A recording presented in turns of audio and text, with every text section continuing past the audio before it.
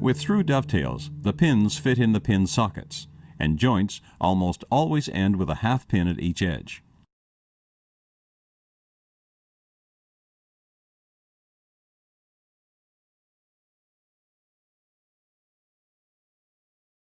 Mark the outside faces of the pin boards and inside faces of the tail boards.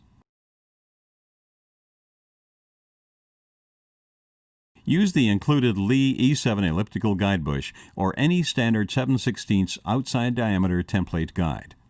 And because we're using 3/4 inch thick boards, use the included number 80-8 dovetail bit and the number 140-8 straight bit. Fit the Leigh E7 template guide bush securely to the router. The user guide explains how to mark index lines on your router base. The E-bush is always indexed to the number 10 mark for through dovetails. We'll discuss the E-bush in more detail later. Fit the number 80-8 dovetail bit to the router. Install the spacer board as specified in the user guide and clamp it in the rear clamp. Always support the finger assembly with this board when using boards in the front clamp. Place the finger assembly on the support brackets in the through dovetail pin mode.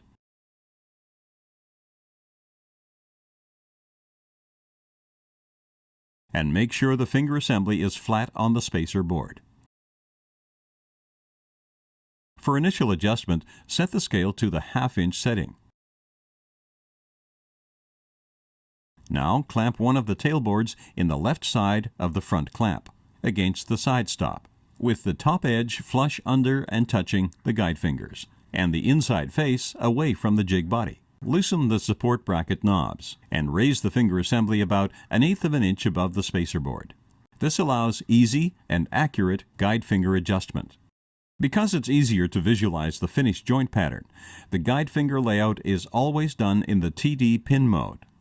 The adjustment screws are facing up in this mode. The outer guide finger next to the scale is only there to support the router. Ignore it and loosen the next 5 guide fingers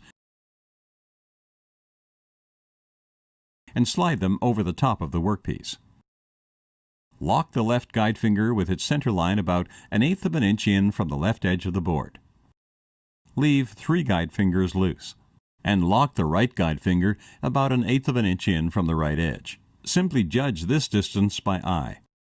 The Leigh dovetail guide finger assembly will ensure that the sockets and pins align automatically. Space and lock the 3 remaining guide fingers. Again, judge by eye. If it looks right on the jig, the finished joint will look right. Remember to set other guide fingers as support for the router and tighten them down. Then tighten all loose guide fingers. Rotate the finger assembly to the through dovetail tails mode. Set the scale to the all position. All through dovetail tails are routed at this setting. Lower the finger assembly onto the spacer board and tail board. Place the end of a pin board horizontally and flush under the guide fingers.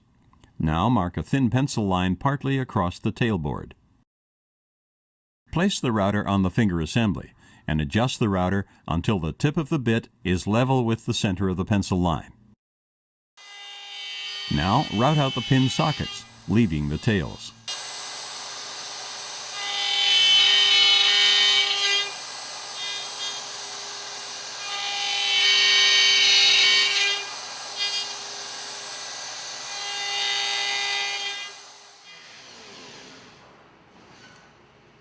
Release the clamp and reverse the tailboard in the jig, keeping the inside face away from the jig body.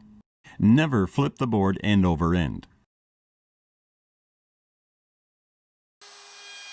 Route the other end of this tailboard and both ends of the second tailboard.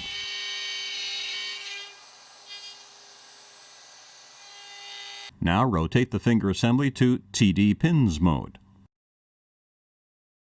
Don't change the guide finger layout.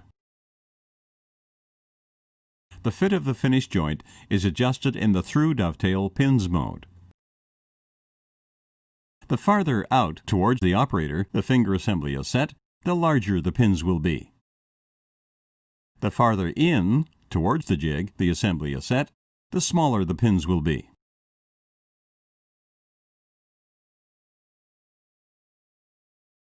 The dimensions on this graduated scale correspond to the diameter of the dovetail bit used to route the pin sockets. In this case, the 80-8 bit has a ½ inch diameter. So set the through dovetail pin scale on the ½ inch mark. Clamp a test pin board against the left side stop, outside face away from the jig, with the top end flush under the guide fingers. Through dovetail pin boards are the only boards on which the outside face faces out on the jig. Place the side edge of one of the cut tail boards flush under the guide fingers and mark a pencil line across the pin board. Unplug your router and remove the dovetail bit. Replace it with the number 140-8 5/16 inch straight bit. Place the router on the finger assembly and adjust the router until the bit tip is level with the center of the pencil line. Now route out the waste between the guide fingers to leave the pins. Follow the next steps to help eliminate any unnecessary tear out. Control the router firmly as you climb route from right to left. Now route through on the right side. Then climb route from left to right across the rear of the cut. Route back through on the left side. And then route away the rest of the waste.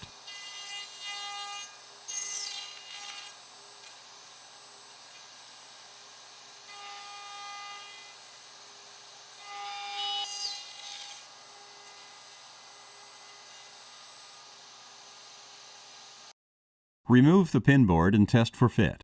If the joint is too tight, move the finger assembly away from you in small increments and route the pins again.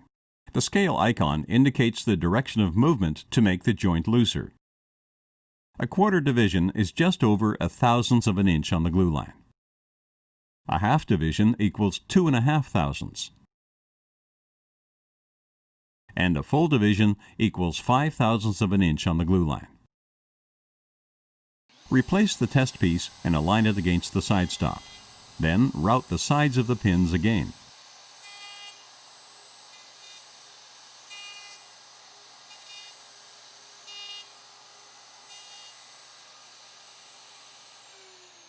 Retest the fit.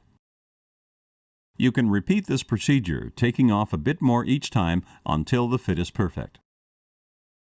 If the joint is too loose or you take too much off the pins, pull the two halves of the joint apart to jam the angle sides of the pins and sockets together. The gap formed at the base of the pins is exactly the amount the finger assembly should be moved toward the operator.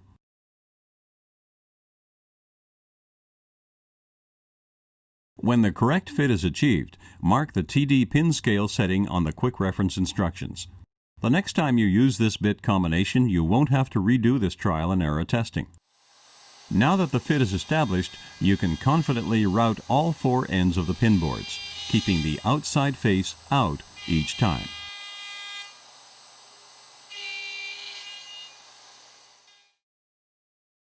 Assemble the box with the inside of the tail boards inward and the outside of the pin board outward.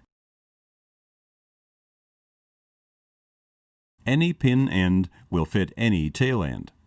The Leigh finger assembly ensures perfect alignment every time.